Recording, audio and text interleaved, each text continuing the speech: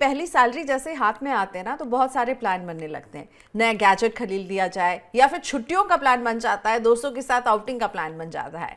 लेकिन इन सारे प्लान को कीजिए थोड़ा सा दरकिनार और पहली सैलरी से निवेश का प्लान शुरू कीजिए। कैसे उठाएं पहला कदम अपने निवेश की तरफ, अपनी कमाई को कैसे ब्रेक डाउन करें और इससे आप बचाएं सबसे अच्छे तरीके से, ताकि ये पैसा आपके फ्यूचर गोल्स को पूरा कर सके। इन तमाम सवालों का जवाब देने के लिए मेरे साथ जुड़ रही है फिनफिक्स की founder Prableen Vajpayee. Thank you so much Prableen, आपने वक्त निकाला आज मनी 9 के लिए। आज सबसे पहली बात तो मैं यही पूछना चाहूंगी कि आपकी पहली टिप क्या होती है? जो कोई पहली जॉब ज्वाइन कर रहे हैं, उनको पहली बार सैलरी मिलने वाली है, यानी वो थोड़े से अब जो है उनका प्रमोशन हो गया है, पॉकेट मनी वगैरह से अब छुट्टी हो गई, अब खुद अपनी पैसे वो अपना पैसा कमा रहे हैं, तो पहला काम उन्हें क्या करना चाहिए? आपकी पहली टिप उन्हें क्या होती है? बिल्कुल प्रियंका, पहले तो hello to you and I think it's a very valid question, but मैं थोड़ा ऑनेस्ट होना चाहूंगी यहाँ। सो आई थिंक जो फर्स्ट सैलरी है उसको तो डेफिनेटली यूज करना चाहिए, स्पेंड करना चाहिए, जो बिल्कुल पहले मिलती है, because I think that is very memorable. And जो बच्चे उनकी फर्स्ट सैलरी जब आती है, आई थिंक हमारी भी जब फर्स्ट सैलरी आई थी, so you want to do something more which you will always remember. Parents के लिए गिफ्ट से लेके बहुत सारी चीजें होती हैं जो आप करना चाहते हैं, but that's only with the first month salary. उसके बाद जैसे आपकी सैलरी आप रेगुलरली आ रही है, आई थिंक उस टाइम पे एक बेसिक प्लान को इम्प्लीमेंट करके और एक फ्यूचर की तरफ नजर रखते हुए अपना एक प्लानिंग प्रोसेस डेफिनेटली स्टार्ट करने की जरूरत है। एंड इसमें तीन चार चीजें मैं यहाँ पे बताना चाहूंगी। So I think budgeting, Priyanka, is very important because ऐसा बहुत बार होता है कि when somebody is earning, तो आप अपने घर से दूर रहते हैं और आपको रेंट भी देना है, आपको मंथली एक्सपेंसेस भी हैं अपना रन करने के लिए, या आप कॉमनली एक रेंट पे लेके आप पीजी रह रहे हैं। सो एक बजटिंग ऑफ कितने एक्सपेंसेस हैं एंड आपकी सैलरी में से फाइनली क्या बच सकता है, एंड दीज आर एक्सपेंसेस जिनको हम अवॉइड नहीं कर सकते, जो डेफिनेटली आपको करनी है। आपको बिजली का बिल अपना पे करना है या रेंट पे करना ही, इनकी पहले कैलकुलेशन होनी चाहिए कि अगर कोई लेट्स से हम 40,000 लेते हैं कि किसी की 40,000 से शुरुआत हुई, तो उसमें से मान लीजिए 20,000 तो बेसिक नेसेसिटीज में निकल गया, और फिर उस बच्चे के पास या जो यंगस्टर है उसके पास अराउंड 20,000 रह जाते हैं। एंड उसके बाद then comes your discretionary spending, क्योंकि थोड़ा बहुत वीकेंड्स पे बाहर भी हर कोई जाना चाहता है, आप मूवी देखते हैं, आप कोई दूसरी स्पेंडिंग्स करते हैं, so then that is your discretionary bucket. और ये सबसे ज्यादा डाइसी होती है बिकॉज ये कब बहुत ज्यादा स्प्रेड हो जाती है और सारी बाकी चीजों को इनगल्फ कर लेती है, हमें पता नहीं चलता है। And then finally of course there has to be your saving that you are able to do. So इस डिस्क्रिशनरी जो बकेट है इसको हम जितना कंडेंस्ड रखेंगे, इसको इनफैक्ट बिल्कुल शुरू में आप अवॉइड ही करिए। आप अपनी बेसिक नेसेसिटीज के हिसाब से देखिए what is it that you are left with, and then उसमें से आप अपने इन्वेस्टमेंट की शुरुआत करिए, and then you can have a little spended budget for yourself right, तो कि एक ओके तरह से आउट ऑफ आप दिस कितना मनी। कमा रहे हैं और आप कितना खर्चा जी, करेंगे, इसका एक बजट लेखा जोखा होगा, तो मुझे एब्सोल्युटली। लगता है। और जो ये जो मिडिल वाला बकेट है ना, कि वीकेंड में दोस्तों के साथ बाहर जा रहे हैं या फिर वीकडे में ही आप जी, बाहर खाना ऑर्डर कर रहे हैं, इनको आप थोड़ा बिल्कुल। कंट्रोल कर सकते हैं। अब जो यस, ज़रूरी चीज़ें यस, शायद वहाँ पे कंट्रोल ना हो। अब प्रबलीन, अहम बिल्कुल। सवाल कि आपने ये बता दिया, पहले तो आप लेखा जोखा रखिए। अब आते हैं निवेश पर, जो आपने कहा कि आपको बचाना है और निवेश करना है। तो जो राइट। फर्स्ट टाइम अर्नर्स होते हैं, यंग होते हैं, पहली बार वो जो है अपना पैसा खुद कमा रहे हैं, उनको आप किस तरह के निवेश करने के लिए आप कहती हैं? वो किस तरह के निवेश चुने इस एज में? क्योंकि अक्सर क्या होता है, पेरेंट्स की तरफ से भी दबाव होता है कि कुछ करो कुछ करो, और पेरेंट्स हमेशा जो है ना, मुझे भी बोला गया था फिक्स डिपॉजिट करो, बैंक में एक फिक्स डिपॉजिट ही कर दो। तो आप क्या निवेश करने के लिए कह देती हैं, और कुछ नहीं तो क्या एफडी ही कर दें? I think see ideally Priyanka, जो इन्वेस्टमेंट्स होते हैं आपके जो भी गोल्स हैं उसके हिसाब से टैग्ड होने चाहिए, but initially in your career बहुत ज्यादा गोल्स नहीं होते हैं या क्लैरिटी नहीं होती है लेट्स से उन गोल्स की।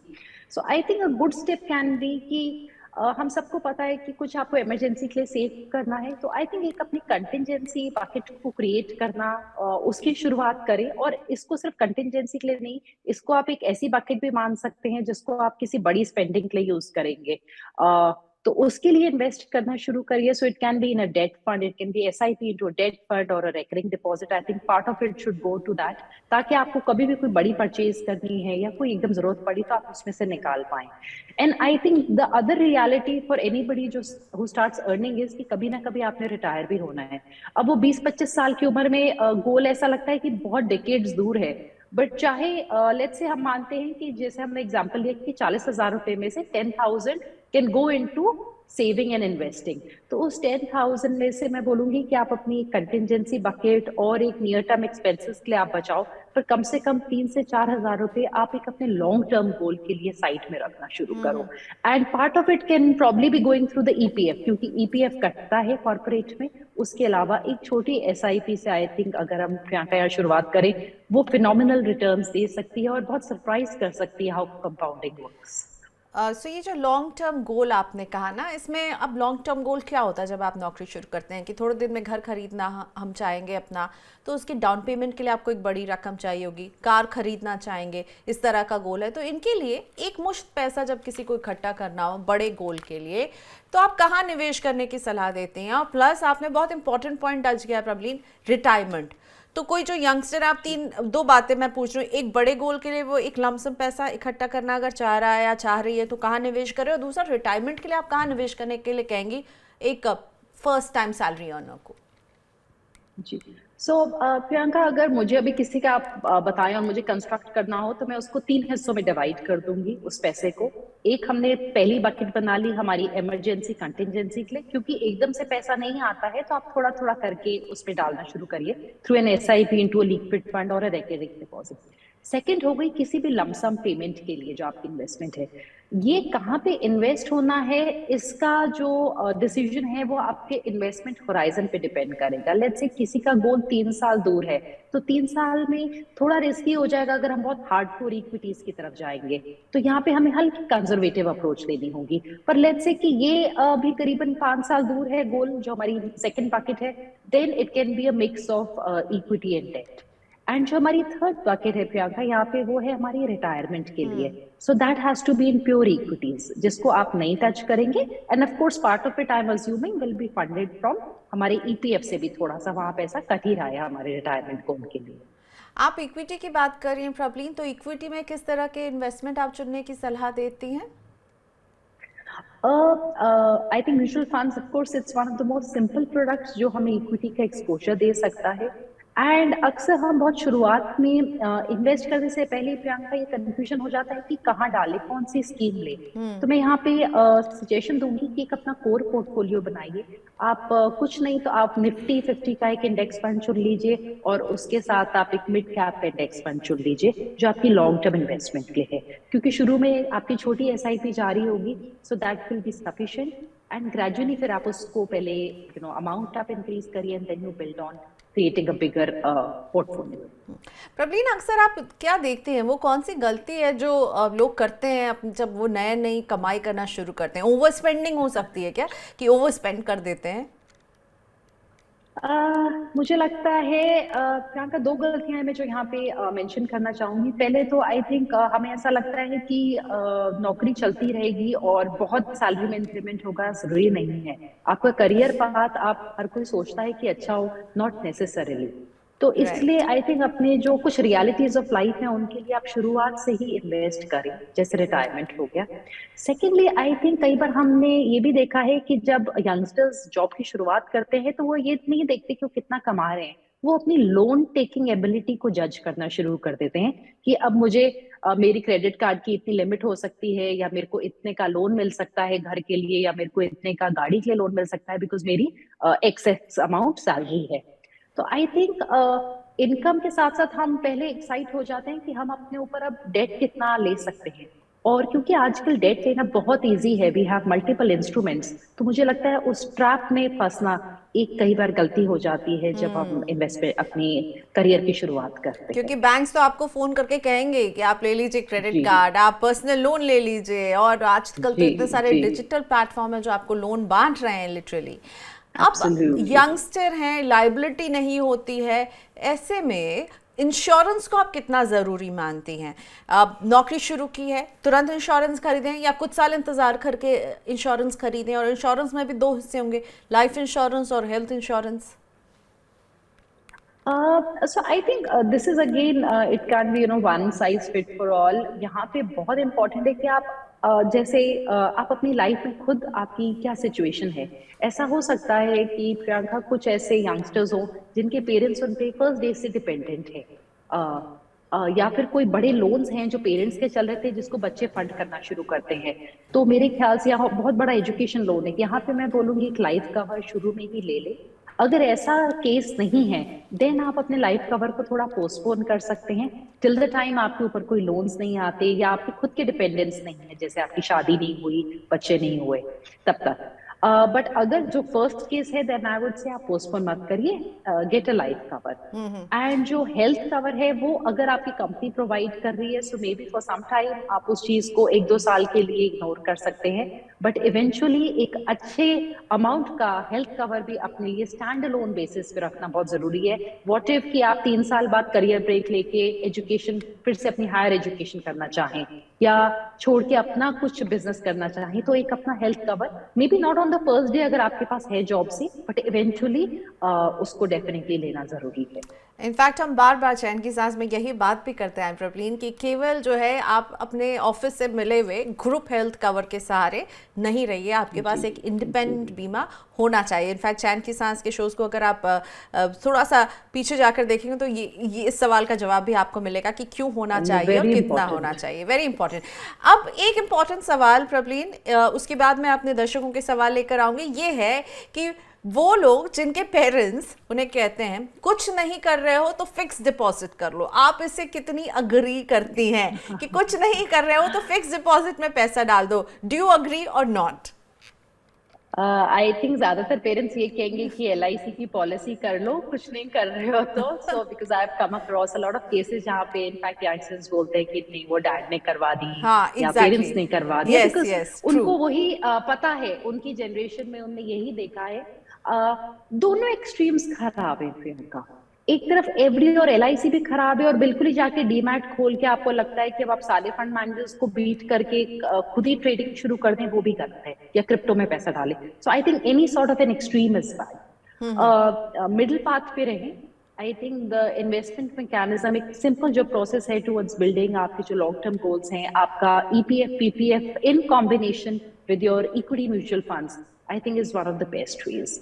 और जहाँ पे पेरेंट्स बोलते हैं कि FD में डाल लें या LIC में लें, आई थिंक वहाँ पे थोड़ा सा उनको कन्विंस करने की जरूरत है कि क्या एक्चुअल में रिटर्न्स आते हैं इन स्कीम्स के, और हम इन्फ्लेशन को भी बीट नहीं कर पाते हैं। सो इस चीज को समझना एंड आई थिंक अपने एल्डर्स को कन्वे करना पोलाइटली वो बहुत एसेंशियल है इस पूरे प्रोसेस का हिस्सा है। तो मेरे लिए दो कीवर्ड है, एक तो पोलाइटली जो शब्द यूज किया कि पोलाइटली उन्हें कन्वे करना होगा, और वो आप तभी कन्वे कर पाएंगे जब आप खुद समझेंगे इस बात को। और इन्फ्लेशन ये लगता है हम सबके लिए एक बड़ी चिंता है, और जो नई कमाई करेंगे उनके लिए तो और भी ज्यादा बड़ी चिंता होती है, तो इसको भी आप फैक्टर इन करिए। Probably let's move on to some of your questions now.